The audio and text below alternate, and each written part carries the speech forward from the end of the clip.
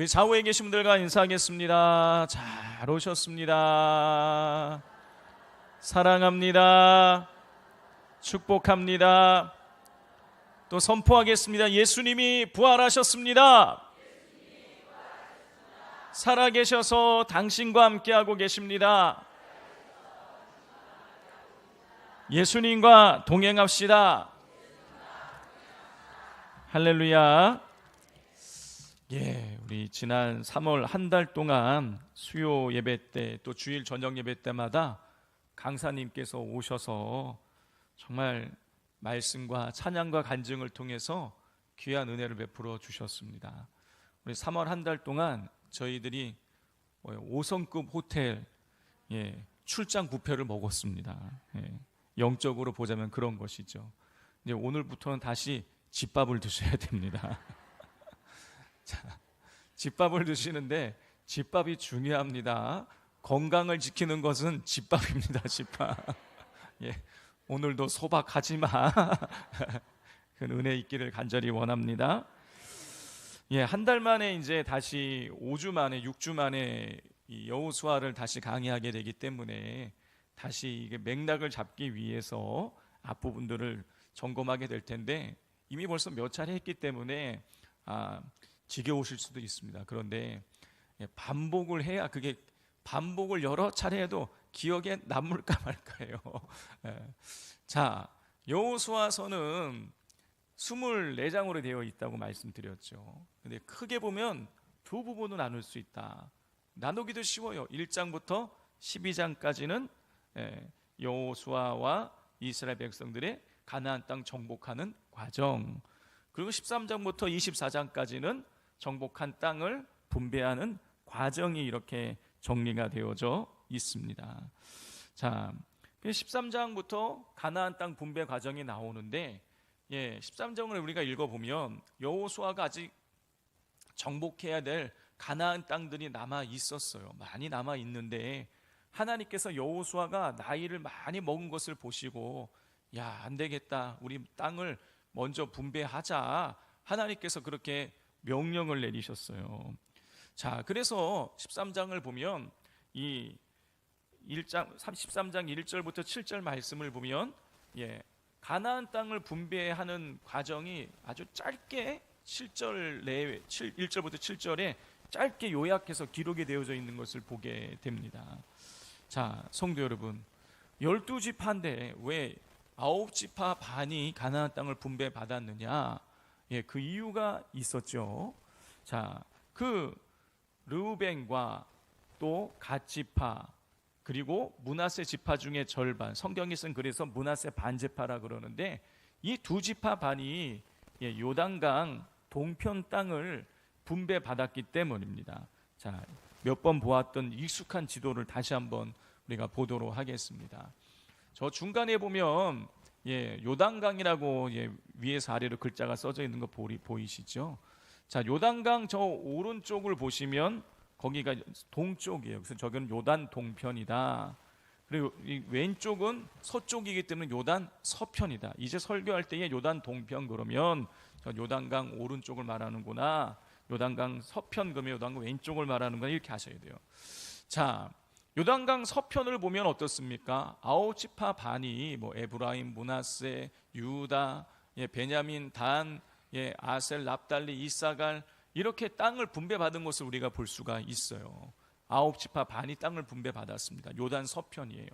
자, 요단강 동편, 요단 동편 지역에는 보면은 맨 위에서부터 보면은 므낫세, 갓, 르우벤이 두 지파 반이 저 땅을 동편 땅을 차지하고 있는 것을 우리가 볼 수가 있죠.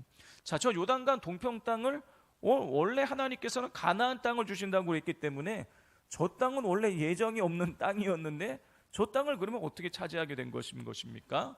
저 이스라엘 백성들이 저 제일 밑에 있는 저 사해를 돌아가지고 밑으로 돌아서 모압을 거쳐가지고 위로 올라와서 요단강을 건너려고 했는데 어떻습니까?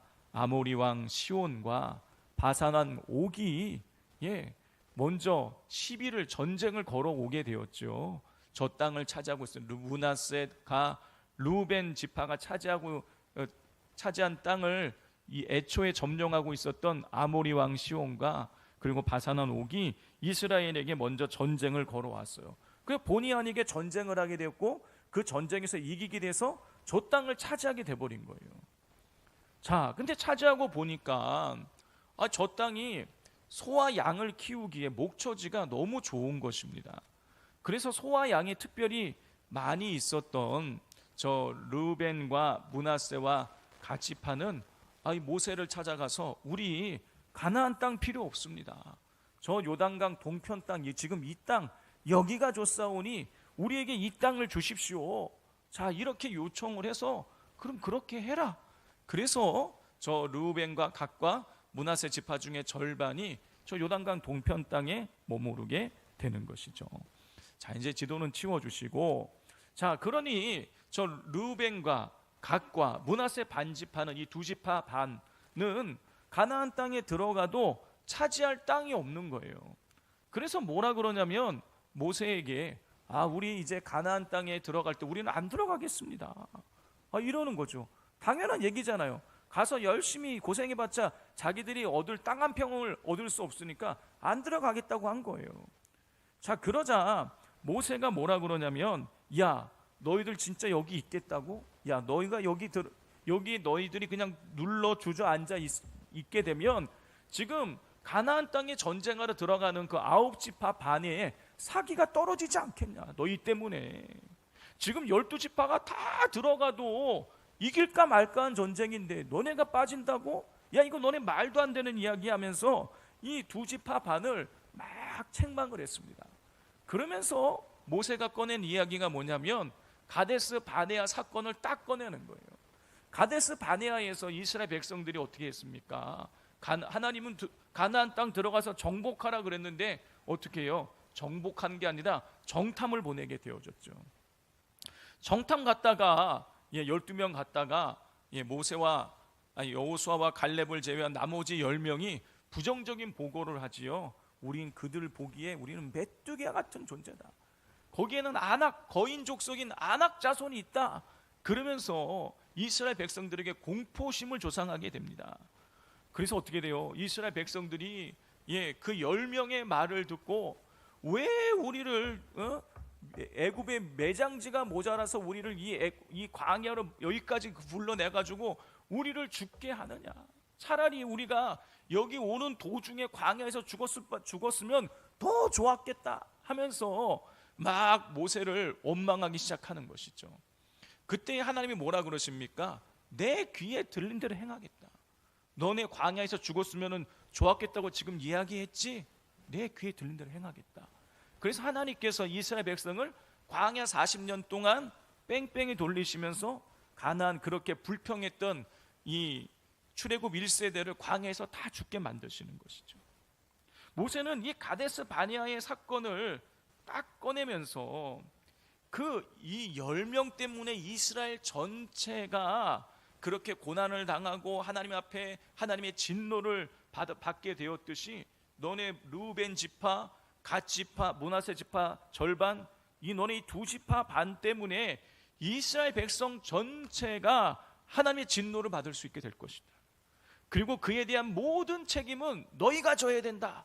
이렇게 강력하게 경고를 날리는 것이죠. 자, 그 얘기를 듣고 이 르우벤과 갓과 므낫세 반지파가 정신을 번쩍 차리게 되는 거예요. 그러면서 모세에게 3가지 약속을 합니다. 우리가 전쟁에 참전을 하겠다. 그리고 전쟁에 참전을 하게 되면 맨 앞에 서서 우리가 전쟁에 참전을 하겠다. 그리고 우리는 땅을 분배받았으니 우리가 맨 앞에 서서 전쟁에 참전을 하지만 가나안 땅 한 평 물려받지 않겠다. 3가지 약속을 하고 전쟁에 참전을 합니다. 그리고 어떻게 합니까? 실제로 요단강을 건너갈 때부터 이스라엘 백성 르우벤과 갓과 므낫세 지파, 요단강 동편의 두 지파 반은 요단강 건너갈 때부터 맨 앞에 서서 나가서 맨 앞장서서 건너고 그리고 전쟁을 해서 이제 승리를 거두게 돼요. 여러분, 가나안 정복 전쟁이 7년 반 동안 거의 7년 반 가까이 이루어지게 되었습니다.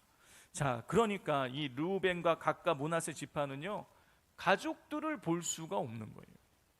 다른 지파들은 가족들을 다 이끌고 지금 가나안 땅으로 들어왔으니까 전쟁의 힘든 상황 중에도 그래도 가족들, 아내 얼굴도 보고 자식 얼굴도 보고 부모 형제 얼굴도 볼 수 있었는데, 이 두 지파반은 가족들은 요단강 동편 땅에 아직 남아 있는 거예요. 그러니 얼굴 한번 보지 못하니까 얼마나 그립겠습니까? 우리 남편 집사님들 어떠십니까? 어디 어쩌다가 출장 가거나 이러시면 하루만 지나도 집을 나가자마자 우리 권사님 집사님 보고 싶으시죠? 살 수 있는 기회를 드렸는데 하루 이틀도 아니고 7년이 넘는 세월 동안 가족을 못 보고 사니까 얼마나 보고 싶겠어요. 자, 그래서 이 전쟁을 마치고 나서 이제 가나안 정복 전쟁이 끝나니까 이제 집으로 돌아가게 되는 거예요. 근데 여호수아가 보니까 참 이 두 지파반이 정말 맨 앞장서 가지고 힘든 일, 굳은 일을 다 마다하지 않으면서 너무너무 전쟁에 헌신적으로 참여를 한 거예요. 그래서 그들이 집으로 돌아간다고 했을 때 여호수아가 놀라운 축복을 해주는 것을 우리가 볼 수가 있습니다. 자, 그리고 그럼 이제 두 지파반이 집으로 돌아오려면 어떻게 돼요? 요단강을 건너와야 될 거 아니에요, 다시. 자, 그런데 요단강을 건너기 전에 이 요단강 동편의 이 두 지파반이 요단강가에다가, 강 주변에다가 큰 제단을 쌓게 됩니다. 자, 그 제단을 만들었다라는 것을, 만들었다는 소문이, 그런데 이 요단강 서편의 9지파 반에게 알려지게 되는 거예요. 그래서 이런 반응을 보입니다. 우리 12절을 같이 한번 읽어보겠습니다. 22장 12절입니다. 시작. 이스라엘 자손이 이를 듣자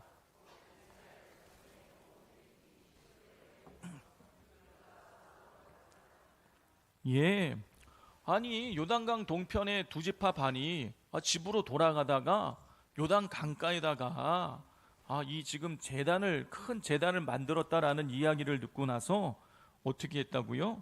싸우려고, 이 가나안 땅에 있는 9지파 반이 두 지파 반과 싸우려고 준비를 했습니다. 자, 왜 싸우려고 했느냐? 그 이유는 뭐냐면 이 두 지파 반이 그 제단을 쌓은 이유와 목적이 우상을 숭배하기 위해서 쌓았다라고 생각을 했던 것이에요. 자, 그래서 가서 싸워서 그들을 없애버리려고 했던 것이죠. 그런데 9지파 반은 이 흥분된 마음을 그래도 조금 가라앉히고 나서 어떻게 했냐면 이 제사장을 비롯한 이 조사단, 이 도대체 왜 이 제단을 만들었는지를 알아보기 위한 조사단을 파견을 하게 됩니다. 그래서 가서 이것저것 따져 묻게 돼요. 우리 16절을 같이 한번 읽어보겠습니다. 여호와의 온 회중이 말하기를 너희가 어찌하여 이스라엘 하나님께 범죄하여 오늘 여호와를 따르는 데서 돌아서서 너희를 위하여 제단을 쌓아 너희가 오늘 여호와께 거역하고자 하느냐. 방금 읽은 대로 9지파 반은 요단강 동편의 두 지파 반이 우상을 만들고자 하는 목적이 여호와를 거역하고자 만들었다라고 하면서 책망을 하는 것이에요. 자, 그러면서 이들이 여호와께 거역하여 징계를 받은 이스라엘 백성들이 여호와를 거역해서 징계를 받았던 사건 두 가지를 언급을 합니다. 17절 첫 번째는 17절에 나오는 부올의 죄악 사건이에요. 여러분, 이스라엘 백성들이 그 요단강 동편 땅을 차지하기 직전에 요단강을 건너서 요단강 모압 평지로 올라가다가 부올이라는 지방에 올라가게 되었습니다. 그런데 이 부올의 지방에서 어떤 일이 있었느냐? 바알을 숭배함으로 인해서 이스라엘 백성들이 하나님 앞에 죄를 짓게 돼요. 그 바알에 섬기는 여사제들이 이스라엘 백성들 찾아와 가지고 현혹해서 바알 신전에서 그들과 성관계를 맺은 거예요. 이거는 영적으로도 문란해지고 그리고 이 혈통적으로도 문란해지는 그런 죄를 지은 것이죠. 그래서 하나님께서 어떻게 하느냐? 연병을 내려가지고 24,000명을 죽게 하십니다. 자, 이 부올의 죄악 사건을 언급해요. 그리고 두 번째로 언급한 게 20절에 기록되어 있는 아간 사건입니다. 하나님께서는 여리고성을 무너뜨리신 이후에 여리고성에서 거두어진 모든 전리품들을 여호와께 돌리라고 했어요. 여러분, 그 이유는 뭐? 전리품은 누가 갖는 것이에요? 전쟁에서 승리한 사람들이 거두는 것이에요. 그런데 전리품을 여호와께 다 드리라는 이야기는 무슨 뜻이에요? 여리고성의 승리가 이스라엘 백성의 승리가 아니라 하나님의 승리라는 것을 하나님께서 이스라엘 백성들에게 가르쳐 주시기 위한 것이었어요. 그래서 이스라엘 백성들이 다 그 여리고성에 있었던 사람들이 가지고 있었던 은과 금과 각종 폐물들을 다 거두어다가 여호와의 곳간에다가 다 갖다 바쳤습니다. 그런데 딱 한 사람 아간만이 갖다가 전리품을 갖다 바치지 않은 거예요. 그는 외투 한 벌 그리고 은과 금을 그는 몰래 가져다가 숨겨 놓았어요. 자, 그 결과로 인해서 이스라엘 백성들은 아이성 전투에서 패배하게 되는 것이죠. 많은 사상자가 발생하게 돼요. 자, 이 부올의 죄악 사건과 아간 사건은 일부의 범죄가 이스라엘 공동체 전체에게 크나큰 피해를 줄 수 있다라는 것을 보여주고 있는 것이죠. 자, 이 아홉 지파 반이 일부의 잘못이 이스라엘 전체에게 크나큰 피해를 입힐 수 있다라는 이 사건을 언급한 이유는, 야, 너네들이 잘못하면 너네 일부 때문에 우리 전체가 다 잘못될 수 있어, 피해 볼 수 있어, 이것을 강조하기 위해서였던 거예요. 자, 그런데 성도 여러분, 한번 생각을 해 보십시오. 이 부올의 죄악 사건 그리고 이 아간 사건은요, 이스라엘 백성들에게 잊혀지지 않는 사건인 거예요. 많고 많은 사건들 중에서 왜 두 사건을 굳이 이렇게 꼭 집어서 지금 이 현 시점에 이거를 언급한 것일까요? 이거는요, 이스라엘 백성들에게 있어서 상처였던 거예요. 상처. 자기들 조상들이, 아니, 이 부올의 죄악 사건은 불과 한두 달 전에 있었던 일인 거예요. 몇 년 전에 있었던 일인 거예요. 기억이 생생해요. 그때 우리가 부올에서 그런 우리의 이 선배들이 그런 잘못만 범하지 않았었더라면 24,000명이 죽지 않았을 텐데, 아간이 그런 잘못만 범하지 않았었더라면 수많은 사상자가 발생하지 않았을 텐데 하는 이스라엘 백성들에게 있어서는 그거는 상처인 거죠. 그러니까 그걸 떠올리면서 제대로 알아보지도 않은 상태에서, 왜 제단을 쌓았는지 제대로 알아보지도 않은 상태에서 이 자라보고 놀란 것은 소금 보고 놀란다고, 여러분, 이 마찬가지로 이게 지금 뭐 제단을 쌓았다고 하나님을 버리고 우상을 숭배하려고 했다고, 하나님 마음을 하나님 앞에 죄를 지르려고 했다고, 이게 혼자서 그렇게 생각이 돌아간 거예요. 실상은 하나님 앞에 경배를 올리기 위한 거였는데 자기들도 모르게 제단 쌓았다 그러니까 혹시 저것들 잘못 하나님 말고 우상 숭배하려고 한 거 아니야? 제단 쌓았다 그러면 그들이 돌아가면서 하나님을 경배하려고 했구나, 이렇게 생각할 수도 있는 건데, 아니 왜 나쁜 쪽으로 그렇게 생각하게 된 것일까요? 이 역사적으로 이렇게 좋지 않았던 역사적인 상처가 있었기 때문인 것이. 성도 여러분, 상처를 해결하지 않으면, 여러분, 이 상처에 해결하지 않으면 이 상처가 여러분 많은 오해를 불러일으키게 되어지는 것입니다.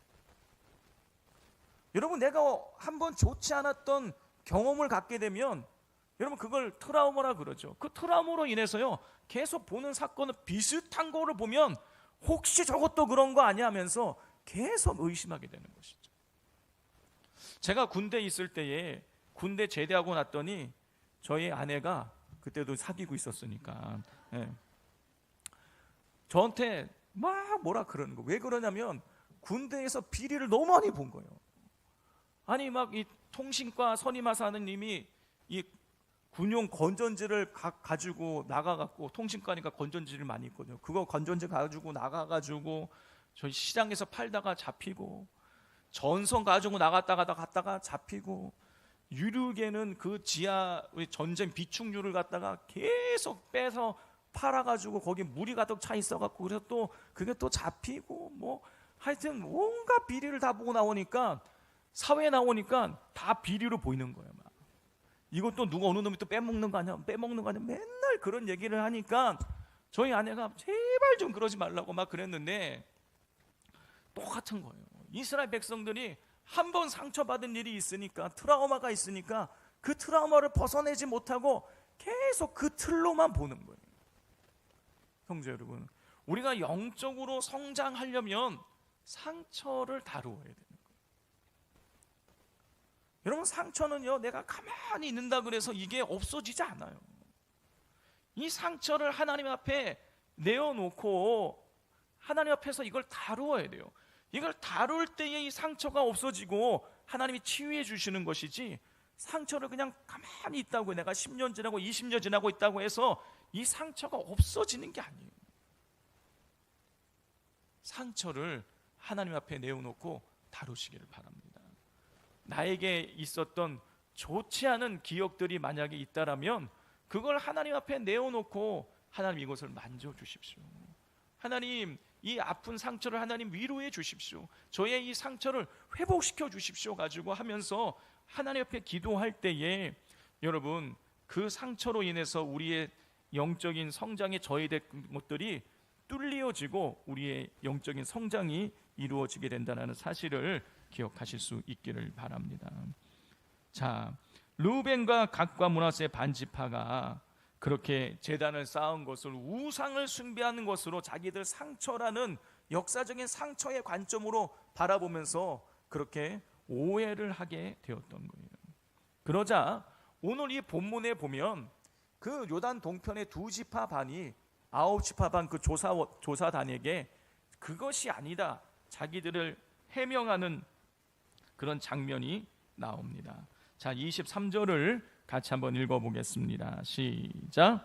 우리가 제단을 쌓은 것이 돌이켜 여호와를 따르지 아니하려 함이거나, 또는 그 위에 번제나 소제를 드리려 함이거나, 또는 화목제물을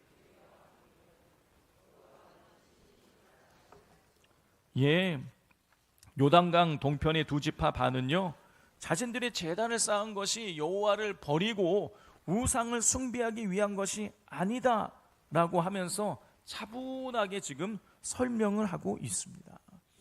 자, 성도 여러분, 우리가 살아가면서 당하는 어려움들이 있지만 그 중에서 또 우리를 특별하게 힘들게 하는 것은 우리가 오해받을 때인 거죠.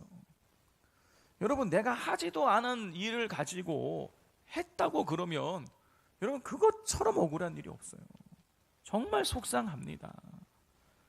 여러분, 저도 가끔 그럴 때가 있어요. 제가 하지도 않은 말인데, 또 제가 그렇게 행동한 적도 없는데 그렇게 했다라고 이상한 소문이 돌아서 제가 참 마음이 아플 때가 가끔 있습니다. 여러분, 그렇게 오해를 받으면 어떠세요? 여러분, 감정이 격앙됩니다. 감정이 격앙되게 되면 어떻게 됩니까? 상대방에 대해서 불손한 태도를 보이게 되고, 여러분, 상대방에 대해서 내가 불손한 태도를 보이게 되면 관계가 어떻게 돼요? 틀어지게 되는 것이죠. 여러분, 이것이 오해를 받은 사람과 오해를 한 사람 사이에 나타나는 결론인 거예요. 여러분, 오해는 사람과 사람 사이의 감정을 그냥 상하게 하는 것으로 끝나는 것이 아니라 관계를 깨트립니다. 그렇게 우리는 오해를 불러일으킬 만한 행동도 해서도 안 되고, 또 개인적으로 추측한 것을 가지고 사람을 오해해서도 안 되는 것이. 제가 계속 말씀을 드리지만 여러분, 추측한 것은 사실이 아닙니다. 추측은 사실이 아니에요. 그런데 우리는 계속 추측하다 보면은요, 그걸 사실로 내가 찰떡같이 믿어요. 처음에는 그랬을 거야, 그랬을지도 몰라, 이러다가 그랬을 거야, 확실해, 이렇게 가는 거예요. 여러분, 추측으로 오해하지 마시기를 바랍니다. 자, 그리고 더 나아가서 여러분, 오해받게 되면 감정에 따라 움직이지 말고 요단강 동편의 2지파 반처럼 차분하게 자신의 입장을 상대방에게 설명하여 오해를 풀어가야 돼요. 여러분, 그렇지 않고 이 오해의 감정들을 그냥 가지고 있게 되면 그것이 결국은 갈등의 씨앗이 되어져서 관계를 깨트리게 되는 것이죠. 요단강 동편의 지파들은 자신들이 제단을 쌓은 것이 요단강 서편의 지파들이 오해하는 것처럼 하나님을 버리고 우상을 숭배하기 위한 것이 아님을 차분하게 설명을 합니다. 자, 그리고 나서 진짜 제단을 쌓은 이유와 목적을 설명해요. 24절부터 26절의 말씀인데, 이 부분을 제가 세번역 성경으로 여기 기록을 해놨습니다. 제가 한번 읽어드리겠습니다. 그러나 사실은 그렇지 않습니다. 그 우상을 숭배하게 쌓은 것이 아니란 뜻이죠.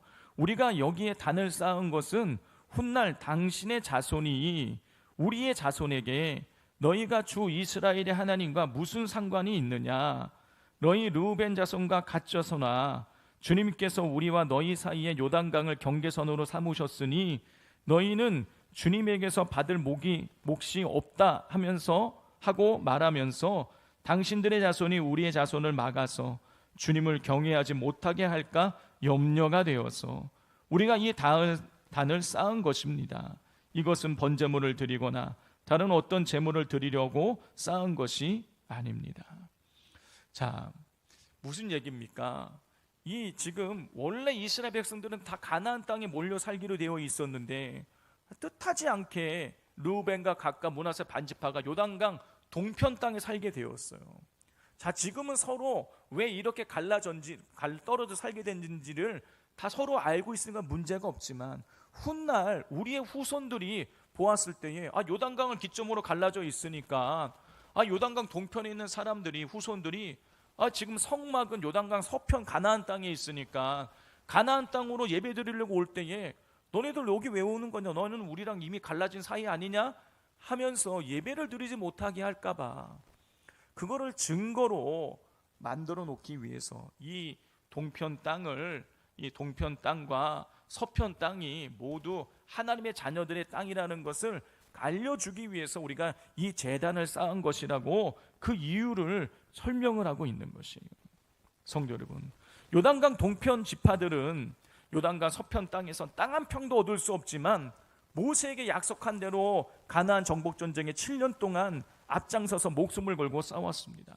당연히 몸도 마음도 많이 지쳤을 것이에요. 그리고 사랑하는 가족들도 하루라도 빨리, 한시라도 빨리 보고 싶었을 것입니다. 그럼에도 불구하고 이들은요, 요단강을 건너기 직전에 그 강에다가 자기의 후손들이 이 요단강 서편 가나안 땅과 관련이 있고 그리고 그곳에 와서 예배를 드릴 수 있다라는 증표를 남겨놓기 위해서 그렇게 몸이 지쳐 있음에도 불구하고 힘들게 돈덩이를 모아서 제단을 남겨놓았던 거예요. 자신들이 이 가나안 정복 전쟁에 요단강 동편 지파들이 참전했다라는 그 증거를 그렇게 남겨놓은 것입니다.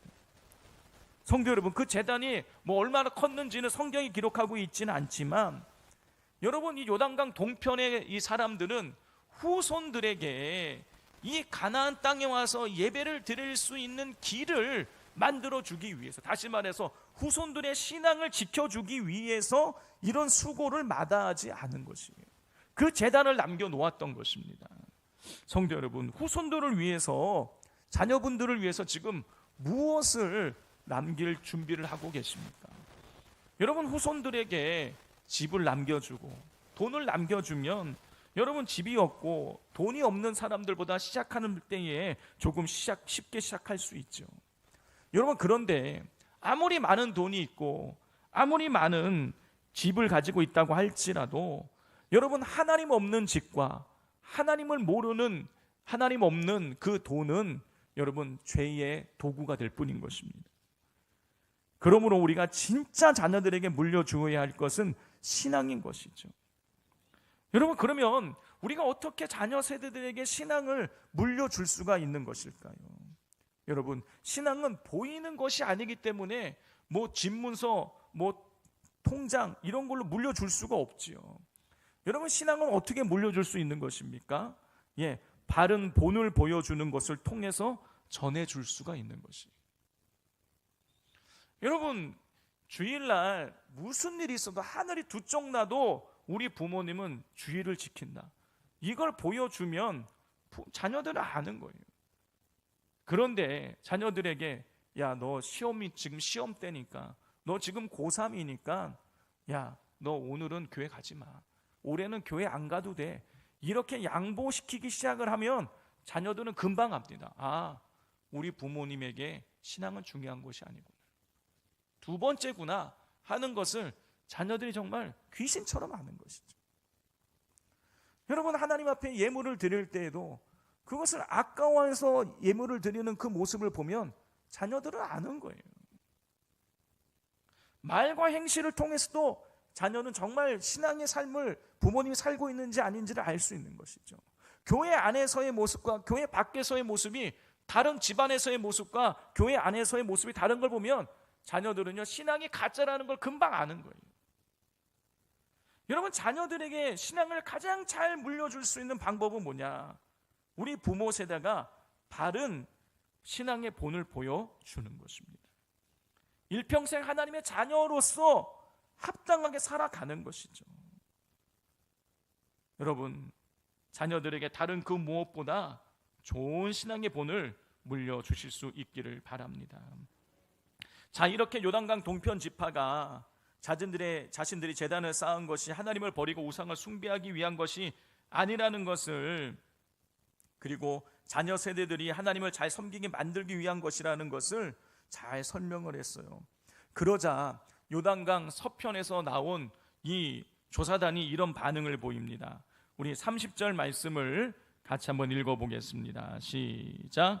제사장 비느하스와 회중의 지도자들 곧 이스라엘 천천의 수령들이 르우벤 자손과 갓 자손과 므낫세 자손의 말을 듣고 좋게 여긴지라. 예, 파송받은 조사단들은요, 그 요단강 동편 사람들의 해명을 듣고 나서 좋게 여겼어요. 여러분, 여기서 좋게 여겼다라는 의미가 뭐냐면 기뻐했다라는 뜻이에요. 원어적인 의미는 야타부, 기뻐했다, 그런 뜻인 거예요. 자, 그리고 이 조사단이 이제 자기들의 이 9지파 반으로 돌아가서 또 그게 우상 숭배하기 위한 것이 아니고 그 하나님을 잘 섬기게, 후손들이 섬기게 만들기 위한 것이라는 소식을 전하니까 그 9지파 반이 또 이런 반응을 보였습니다. 33절을 같이 한번 읽어보겠습니다.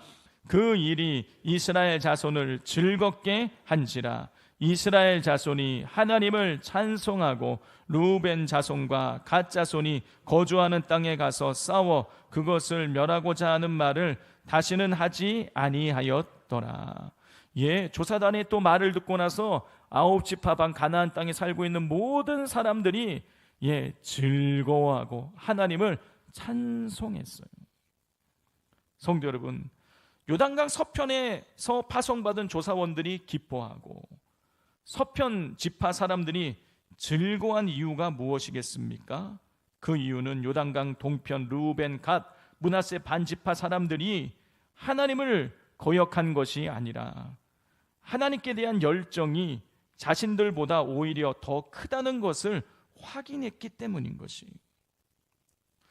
자기들은 전쟁 끝나도 제단을 쌓지 못했는데, 감사의 제단을, 이 지금 땅 한 평 얻지 못하고 돌아가는 이 두 지파 반이 돌아가면서 하나님을 위해서, 후손들을 위해서 제단을 쌓은 것을 보고 그걸 기뻐해 주었다는 거예요.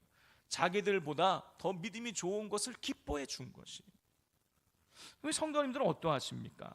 남이 나보다 더 성숙한 모습을 보면 어떠십니까? 기쁘십니까? 아니면 마음속에 시기 질투가 일어나십니까? 자, 제가 언젠가 조선시대 때에 이 땅에 와서 헌신하다가 하나님의 부르심을 받은 선교사님들의 묘가 모아져 있는 양화진 선교사 묘원을 방문한 적이 있습니다. 저희 아내랑 같이 그 선교사님들 묘지를 방문했던 건데, 그때에 그 양화진을 섬기고 있었던 100주년 기념교회 성도님들이 자비량으로 그냥 자원봉사를 오시는 분들 이 묘지를 안내해 주는 일들을 하고 계셨어요.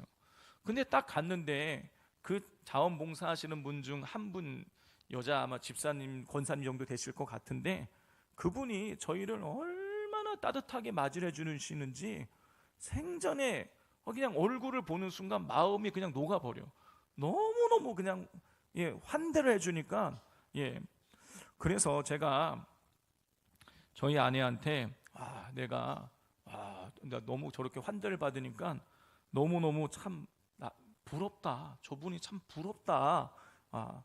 이렇게 이야기를 했더니 저희 아내가 하는 이야기가, 어디에서 설교 시간에 들었다 그러면서 저한테 이렇게 기도를 하라고 자기도 배웠다 그러면서 알려주는 거예요. 뭐라 그러냐면, 하나님 저한테 그냥 부러워하지 말고 하나님 저에게 저분과 같은 성품을 주세요. 이렇게 기도하라고 가르쳐 주더라고요.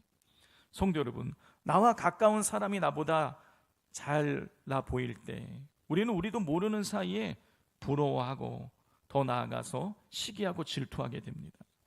그런데 부러워하는 것으로 끝나는 사람에게는 성숙이 일어나지 못하고, 시기하고 질투하는 사람은 시기 질투라는 부정적인 감정에 발목이 잡혀서 신앙이 퇴보하게 됩니다.